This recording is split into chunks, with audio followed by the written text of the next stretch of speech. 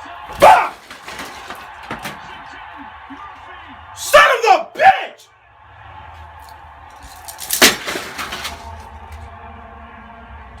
Fuck!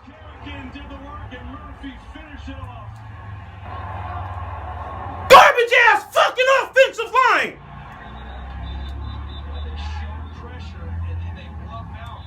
Why the fuck can you not block? Block the motherfucker! Block him!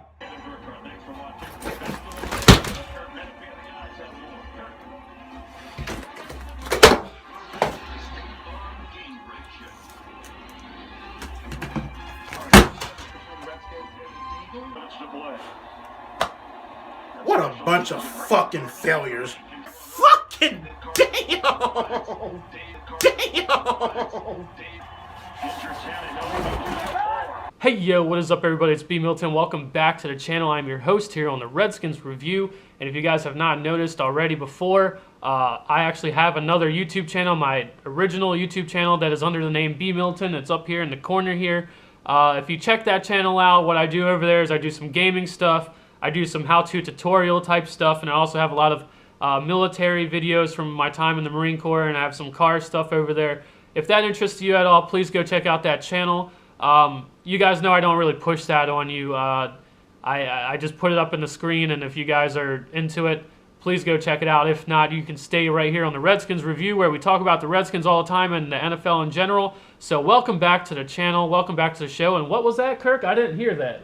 Ooh-wee! Ooh-wee! That's right, everybody. Ooh-wee, y'all. We got this shit done. We beat the Eagles, keep our playoff hopes alive. And, man, it was a good game. Before I go jumping in the Eagles' faces and rubbing it in their face, man, I gotta say, watching football this year and the past few years, being a fan of a team that's in the NFC East, these rivalries, these games are exciting. The Redskins have not been able to just make it easy for us fans. The games always come down to the end. It was an exciting game, man. Hats off to the Eagles. They did not want to go quietly. The Redskins had struggles in this game. And, you know, it was one or two plays that could have, you know, made a break in the game for a certain team. It was down to like one or two plays. Look at the score at the end of the game. Really good game. And we, just being a fan, man, you guys need to appreciate what we've been seeing this year. Whether we are losing or winning or whatever, we've seen a lot of good football. And we got to appreciate that, man. This was another good game. You could tell both teams were trying to fight, man. The Eagles, they might be, you know, out of playoffs now. They kind of were already out of playoff contention or whatever, but this kind of put somewhat of a nail in their coffin. So yet again, the Kirk Cousins destroys the Eagles every time he plays them. But hats off to the Eagles, man. And EDP is still just digging himself in a hole, and everyone's still laughing at him. It's hilarious. So you guys, on to the game. First things first, today I watched the game with my dad. It's his birthday today, and you guys know from my past videos that I'm a Redskins fan primarily because of my dad, watching football growing up with him. So the Redskins got a win on his birthday, and man, thank God, dude, because not only do we need this win, you know, I sat there and watched it with my dad, and my dad, he's not as optimistic about football as I am. Whenever it's like third down, my dad always thinks we're not going to get it, or he thinks our defense is going to give up the third down every single time, which, I mean, in part in this season, our defense has been giving up everything on third down, so that's kind of like I have to agree with him, but, you know, he's just kind of not as optimistic about football as I am. I always think, you know, the Redskins are going to pull it off. I thought today we were going to win, and even though it didn't look easy, it was not an easy game. You know, at the very beginning, before the game even started, I was like, hey, the Redskins are going to win today. I know they are going to. I know they're a better team, but they, you know, kept it interesting. So I'm not as optimistic about football as my father, even though he's a huge Redskins fan as well. But let's move on to something I want to start doing. I want to make a new segment on the channel. I want something, you know, I got to start bringing you guys something new, man. I feel like I keep doing the same shit, and I want to implement some more stuff. So here's a new segment for you guys. This is going to be the game ball segment. Each video, I'm going to start giving out who I think should get the game ball, whether they even really got a game ball in the game, like if Coach Gruden gave them a game ball or whatever. You guys might differ your opinion from who you think should get a game ball compared to me. And for this game, I think DeShazer Everett should get the game ball.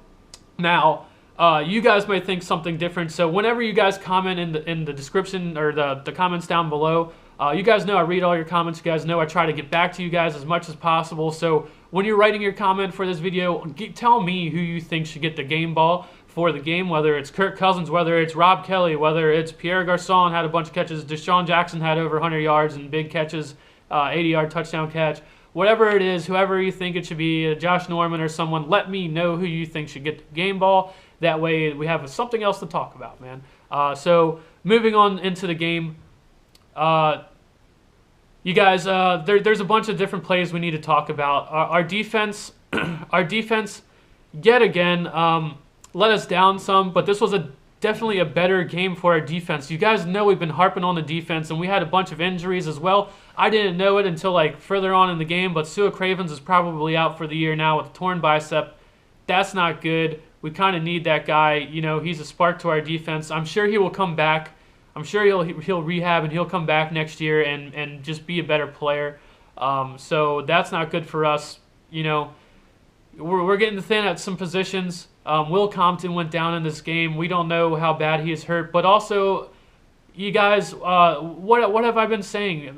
We need to blitz, and we've been saying we need to put Sua Cravens at safety because we have more guys who can play linebacker, like Martrell Spate, who came into the game and played pretty well when Will Compton went down. Martrell Spate came in and handled himself well. You know, there wasn't really a huge drop-off or anything when Will Compton went out. So we've been looking for stuff like that. DeShazer Everett, we've also been talking about him. Deshaun Phillips, you know, he's had his chance. You know, why haven't we seen DeShazer Everett enough? I cannot remember him really getting killed or beaten or just abused in games really before that. Just like Greg Toller. Where has Greg Toller been? Greg Toller came in this game and held his own at certain times. And you guys, another topic of discussion is Bashaud Breeland. I'm not going to give up on Bashaud Breeland. You guys, Bashaud Breeland, he's shown us something. Last year, he played really well for us.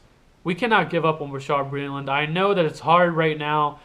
He's not playing good football, but I am not ready to give up on Bashaud Breeland as much as I am ready to give up on our defensive coordinator. Now, that's another thing. You guys know my last couple videos have just been hounding on our defensive coordinator and his play calls and things like that, but I have to give credit where credit is due. He finally listened to some of my advice, which obviously he didn't because he doesn't listen to my show or whatever. He doesn't give a shit, and I guess if I was in his position, I really wouldn't give a shit either, but I'm just saying he kind of started blitzing more. It worked versus the Eagles the first time we played them. Why wouldn't we do it again? And you guys, the thing is, like, the play of the game for me, the game ball goes to DeShazer Everett for that interception in the end zone. You know, we won by like one score, and that could have saved a touchdown right there. So you guys, please go back and watch what happened. It's like 3rd and goal or 2nd and goal, and the Eagles, they get blitzed by the Redskins. The Redskins blitz and get pressure on Carson Wentz, and he's throwing off of his back foot and doesn't really get much under the ball, and he throws an interception in the end zone to DeShazer Everett. Very, very, like, this is like the same like type of events that happened versus Kirk Cousins' last game versus the Cardinals, where they sent pressure and Kirk Cousins threw an errant throw and it's intercepted.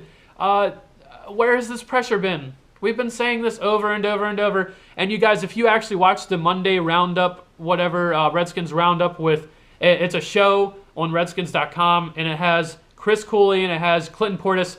These two guys, they had me laughing out loud. But not only did they have me laughing out loud, their show comes out on Monday, the day after the football game. So you guys know, last Sunday, I made that video about Joe Barry needs to go and how bad Joe Barry has been, and he has not evolved at all, and he has not blitzed at all when we're sitting back in coverage and our guys aren't making the plays.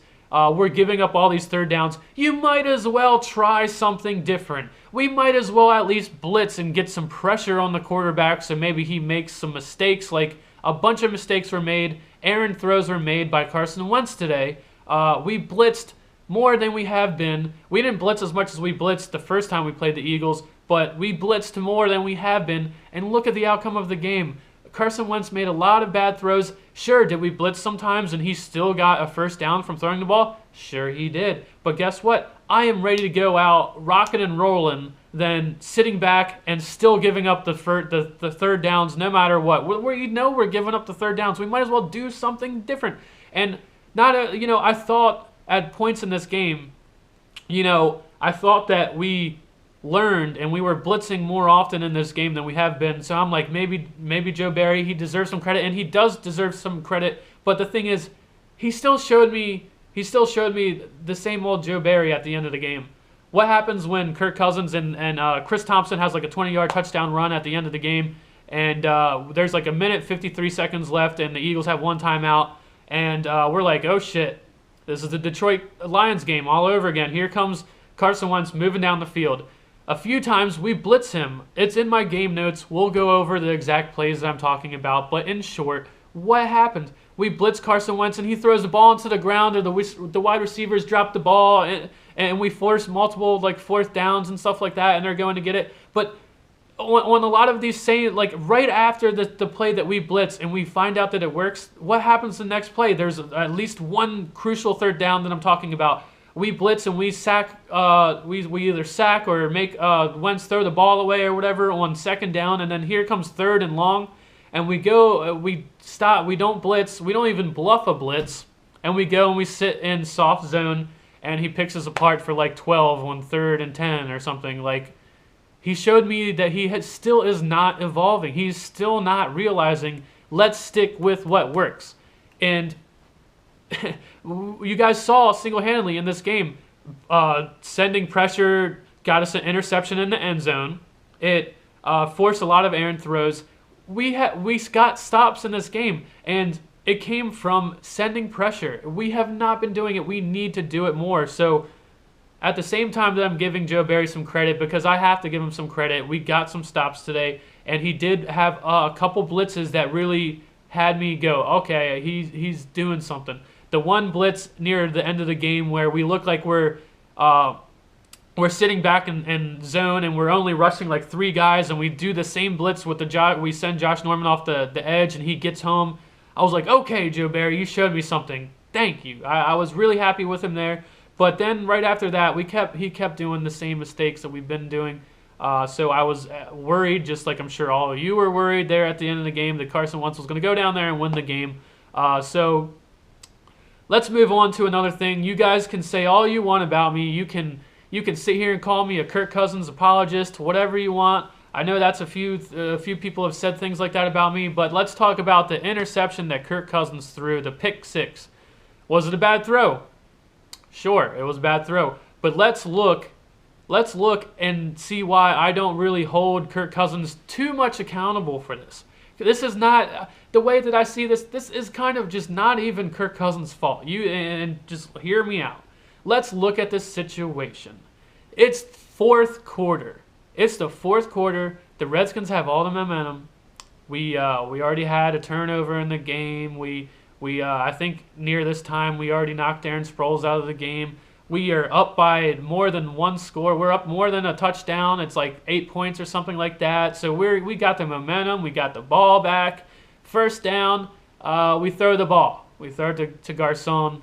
And second down, we throw the ball. Kirk Cousins throws a pick 6 and they run it back. And it's the 4th quarter, and we have the lead. Robert Kelly is running like the second coming of Marshawn Lynch. You heard them talk about comparing him to Marshawn Lynch the whole fucking game. And we come out and we throw the ball. Apparently we're going to throw the ball on every down. Why are we getting pass happy in the 4th quarter with over a score above the other team? This is time to run the ball, run the clock out. We got a guy running the goddamn ball. Finally, we got a guy who can do it. We got a guy who can make yards out of nothing. Even if we're running on first down and it seems like, hey, they might be on to us that we're going to run on first down and they might make a stop. How many times this game did you see Robert Kelly get stopped in the backfield and lose yards? Not many times at all. That dude always got back to the line of scrimmage. That guy always got yardage. He made yards out of nothing. And then the one time that he did get a hole, he ran for like a 20-yard touchdown or whatever, man. That guy is good. Robert Kelly is a man. I agree. Louis T and I both. I guess a lot of us, like Louis T, we all saw Robert Kelly in preseason and everything. And there really wasn't. We didn't see too much of this guy to stand out. We thought this guy. We didn't think anything bad about Robert Kelly, but we just didn't see. We didn't see the Robert Kelly that we're seeing now. And we all, I think a lot of you guys will agree. We thought this guy might be somewhat average. We thought this guy, hey, this is a guy who is a backup. This is a guy who, like I said, he didn't do anything bad. We didn't see him do anything bad. He deserved his chance to be the starter now because we had someone, messing up all the time. But we didn't see up until he got the reins of being the starter what we're seeing now. And Robert Kelly is really good. This guy is really good. And why aren't we giving him the ball? It's the fourth quarter. We have the lead. We want to run the clock down and get the hell out of this game. We got a guy who's running the ball. Finally, at the beginning of the season, what did we say? I sat here and I backed Kirk Cousins up because I said, hey, if the Redskins had somewhat of a relevant run game, he wouldn't be throwing the ball this much, and he wouldn't be throwing balls into certain coverages, and he wouldn't be doing this. Now we have that run game, and we're coming out in the fourth quarter with the lead, throwing the ball on all three downs. I mean, we didn't get the third down because he threw the pick six, but if the ball that he was throwing wasn't a first down throw, I'm pretty sure, so we would have threw the ball again on third down. We're coming out throwing on all downs when we're leading in the fourth quarter. Nah, F that, man. Run the ball. And also, there's a few times in this game where it's like 3rd and 1, 4th and 1. We're throwing the ball. Sure, Garcon caught it, and thank God, he got it because we got the first down, and I can't complain too much. But it's 3rd and 4th and 1, and we're not handing that shit off to Rob Kelly. What? We have a guy who can do it. We have a guy who's shown us nothing but good shit, and you're not going to give the ball to him? I don't understand it, man. I know that our offensive line is not the best, with the run, and I understand that we have guys hurt right now, and Ari Quandro is coming into the game. He played well, but we have to trust the run. Rob Kelly had like 65 yards in this game. He could have had 150. If we just handed him the fucking ball, he would have gone off, and we all know it. But why are we getting... Sean McVay is doing still some of the things that we criticized him early in the season and last season for. He's getting a little too pass happy. He likes the passes. And I understand we have Kirk Cousins, and he can throw the ball and he can pass it really well, and we have a lot of good wide receivers, but we now have the running back that we've been waiting for, and we're not using him. We need to change it. We need to be more balanced. We will look like a much better team that way. 3rd and 4th and 1, and we don't hand it off to the guy who, like I said, looked like when he had the ball today, he looked like the second coming of Marshawn Lynch, and we decided to keep it out of that guy's hands. I don't like that. I guess another talking point, the DeShazier Everett hit on Darren Sproles when he was fielding the punt. You guys, don't get too worked up over it.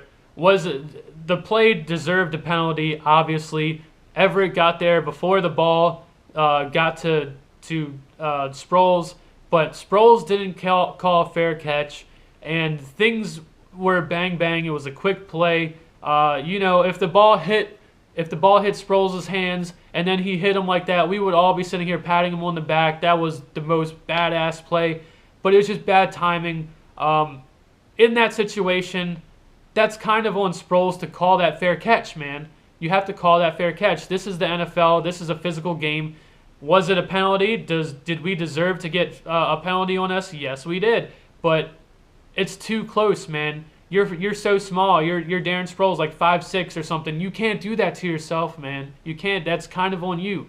And that's also we took Darren Sproles out of the game, and they could have for damn sure used him later on in the game. So yet again, I think that's heads up football.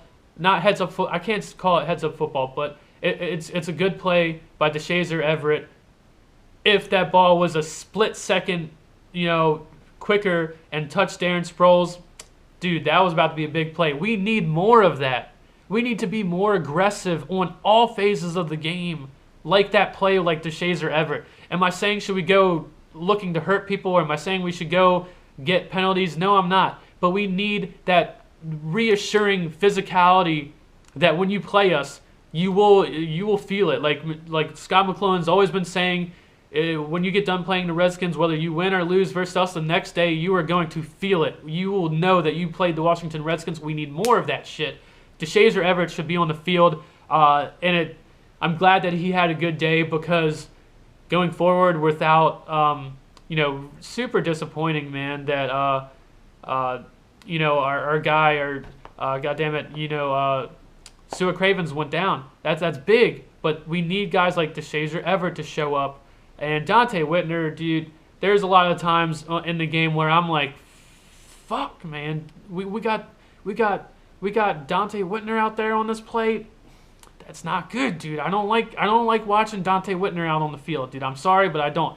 If it's first down and we know they're running the ball, hell yeah, put Dante Whitner in the game. But if it's not first down and it's like second and 5, and they're probably going to pass it because we knew when the Eagles came out and they ran the ball on first down and they got stuffed all the time, and then they came out on second down and we knew they weren't going to run the ball again. They were going to throw it, and I see Dante Whitner out there. I'm like, what the fuck are we doing? Why are we have Dante Whitner out there? Now, also to complement that, I even have it in my notes. You guys, I liked Duke Hinacho.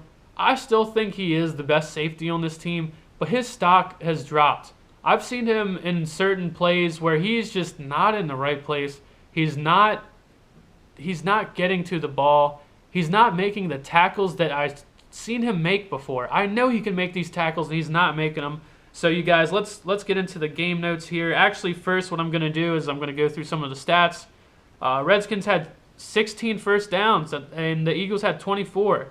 The total plays, the Redskins had 46 and the Eagles had 76. Wow, that's kind of crazy. Total yards, Redskins had 334, Eagles had 383. Passing, the Redskins had 227, Eagles had 288. The Redskins went over 100 yards in rushing, and the Eagles had 95. We both had 5 penalties. The Redskins had more penalty yardage than the Eagles did. Time of possession, it was kind of lopsided. Our defense was out there apparently a lot for this game. The Eagles had the ball for 36 minutes. That's pretty crazy. The Redskins had 1 turnover. The Eagles had 2. Let's go into individual stats. Kirk Cousins was 14 of 21 for 234 yards. Yards per attempt, 11 yards. All you naysayers out there Kirk Cousins is just a dink and dunk quarterback and this or that, his average was 11 yards today. Are you kidding me? He had 2 touchdowns and 1 interception, a pick 6. Robert Kelly, 16 attempts, 63 yards. If we gave Robert Kelly, let's say, 20 attempts, 25 attempts, this kid's going over 100, no problem. Chris Thompson had a really good day. You guys know I love me some Chris Thompson. He had 3 rushes for 38 yards and a touchdown. Kirk Cousins had 4 rushes for 6 yards. Deshaun Jackson, 3 receptions for 102 yards and a touchdown. Pierre Garçon had 5 catches for 59 yards and a touchdown. Pierre Garçon came up big, and we finally got the fade throw to Pierre Garçon. We know we can do it. We had another really bad play call. I can't remember when it was in the game, but we had a really bad play call on 3rd down. But our guys are working. We can score in the red zone. We just need better plays, I promise you. Jamison Crowder had 2 catches for 37 yards. That's crazy. Jordan Reed only had 1 catch for 10 yards. Robert Kelly had 2 catches for 25 yards. Mason Foster had 12 tackles. Apparently he was all over the field. Duke Hinacho had 8. Dante Whitner had 8. Rashad Breeland had 2. Dustin Hopkins missed a field goal, but his extra points, he was 3 for 3. Now, you guys, another topic is I'm still not that worried about Dustin Hopkins, you guys. I'm still not that worried. Has he fallen off a little bit from the Dustin Hopkins that we've known him to be? Yeah, but I'm still not worried. I'm not at that point. It's not code red for our kicker.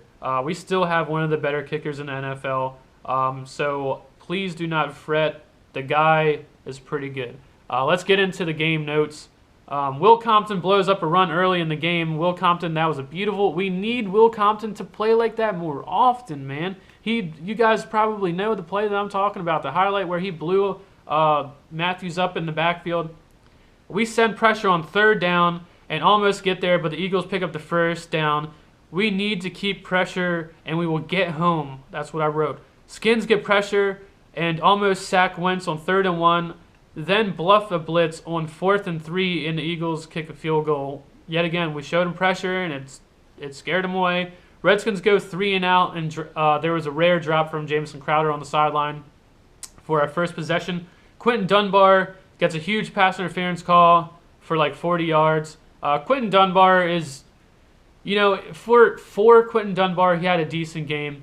Everyone knows his story if you're a Redskins fan. So for him to come out, and I would say he had a decent game for being Quentin Dunbar and being a starter and playing on the field now. Ryan Kerrigan gets to Wentz and doesn't take him down, and then Wentz gets a positive play out of that. You guys, Ryan Kerrigan, he is so disruptive, but how many times this year have we seen him get an arm's length away from a quarterback and just never get him? He did. I mean, I'm saying that, and sure, he got the game winner or whatever, but so many times Ryan Kerrigan's got that pressure, but he's just not getting home and just getting the sacks. The Eagles can't run the ball, but still keep throwing easy slants, and we can't stop them. We blitz on 3rd and goal, and we intercept the ball. And what have I been saying this whole time to Shazer Everett? Redskins are moving the ball now. Garcon with some big catches. Redskins get no points from the turnover because Dustin Hopkins misses the field goal. That's the worst outcome. We needed to turn turnovers and get points, and now we got nothing. He missed a 38-yard field goal. Like I said, I'm not worried about Dustin Hopkins. It's okay. Don't sound code alarm, red alert or whatever for Dustin Hopkins. Stay chill. Eagles play action to Ertz for a big gain. Kirk runs a read option for a first down. Chris Thompson gets a good block for Kirk and gets the ball to Jordan Reed for a first down. Chris Thompson, I like that guy. Rob Kelly for a 25-yard touchdown run. He's a monster. Skins blitz on 3rd and 8, and we don't get home. I don't care if we need to keep blitzing.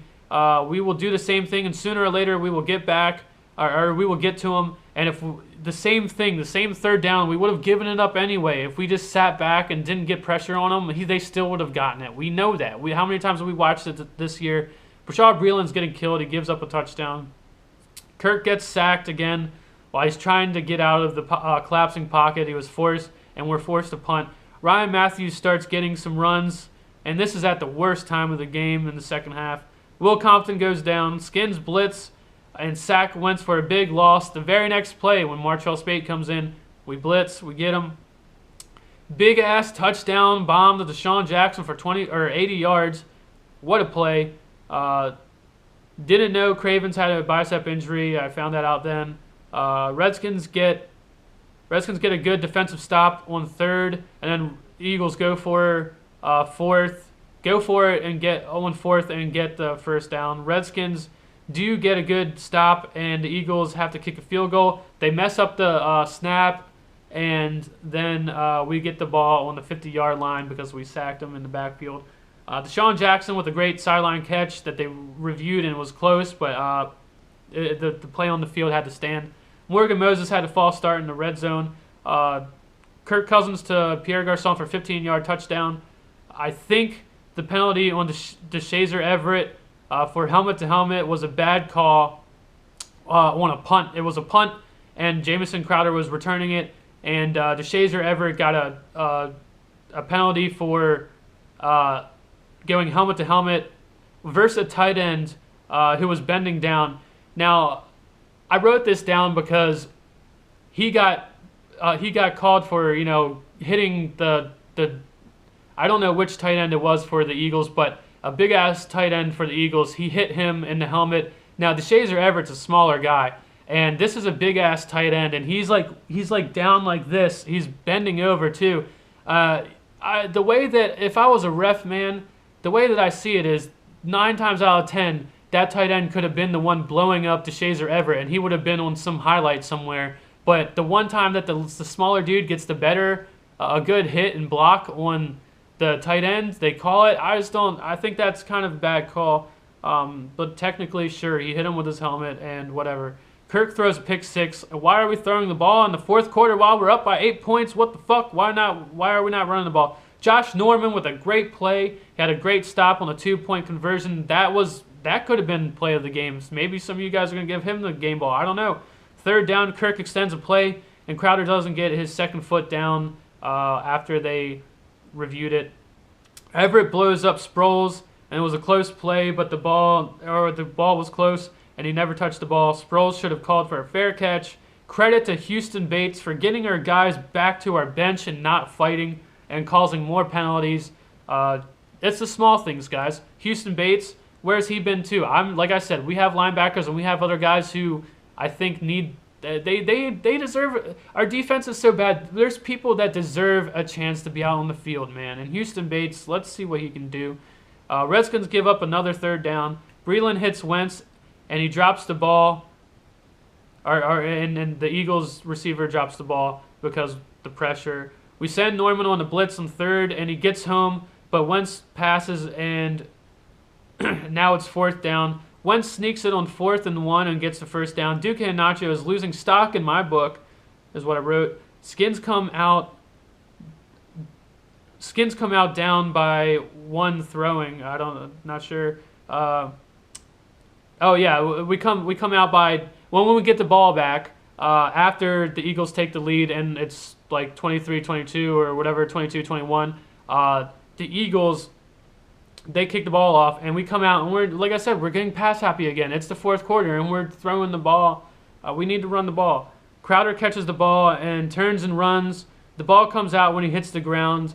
Original ruling is incomplete pass, but it was definitely a catch, and he was ruled down by contact because the ground can't cause a fumble. So they got that one right. Terrible play call on 3rd and 1. You guys might know what I'm talking about. Skins go for it on 4th. Skins going for it on 4th. Terrible time management. They used 2 timeouts. Garcon definitely he got the first down. He got like 2-yard catch. Like I said, I don't know why we weren't running the ball there. The Skins need 1 first down, and then we can run the clock out and kick the field goal in the last seconds, and we will win. Come on, Skins, let's get this W. And then the very next play, Chris Thompson gets a 20-yard touchdown run. Now Carson Wentz has a minute 53 and 1 timeout. And if they get a touchdown, they win. Let's go, Skins defense. We need some plays. 2nd and 10, we send pressure, and we get there and get what we want. 3rd and 10, we only send 4, and the defense gives up another first down. That's the story of our season.